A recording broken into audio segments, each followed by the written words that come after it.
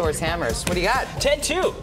And? Yes, well, I wasn't a huge fan of the original with the foul-mouthed bear voiced by Seth MacFarlane and Mark Wahlberg, but the sequel actually has an interesting story ripped from right from the headlines, essentially, because it's a battle about civil rights and liberties, you know, and given the fact that today, you know, we had same-sex marriage legalized in all 50 states, even Seth MacFarlane going on Twitter today saying, go see Ted 2 because he's fighting for his rights. In the film, the lovable foul-mouthed bear wants to get married and adopt a child, but he runs into a couple of legal snags. I guess, because yeah, he's a bear. Yeah, exactly. I want to have a baby. You do? Yeah. A baby? Like, really? Yeah.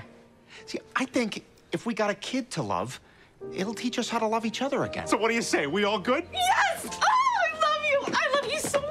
Oh, baby, I love you too. So I got some big news. Tammy, Lynn, and I. Okay, wait. Okay, what? There's never even any question like that she's with a bear. It's just the movie opens with their wedding.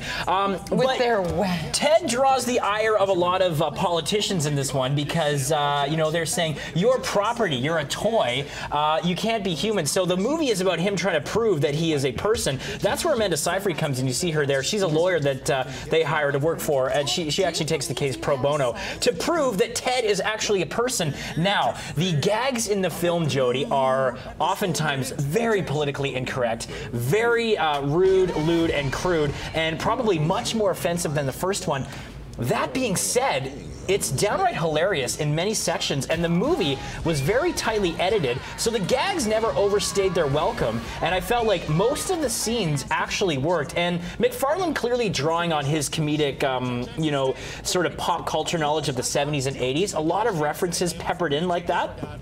But I enjoyed the story. It wasn't like, hey, we got to go find Curly's gold or something like that, you know? Right. It wasn't your typical bland sequel story. There was actually some meat, I think, to the plot in this one. I like the fact that you said it's tightly edited when it comes to those politically incorrect moments, because it's when those drag out too long that you're like, oh. It gets a little bit awkward. Now that. So you're kind of recommending this one? Yeah, I actually kind of enjoyed it.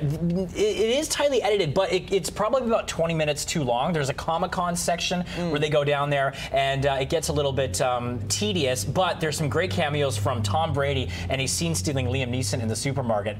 So I have to say, as someone who didn't really care for the first one, I thought this was better, and despite it being ridiculous and offensive at times, it was consistently funny. So not for kids? No. This is not your kids' movie? Definitely a hard R rating. Hard R, and how many hammers? 3 out of 5. Oh.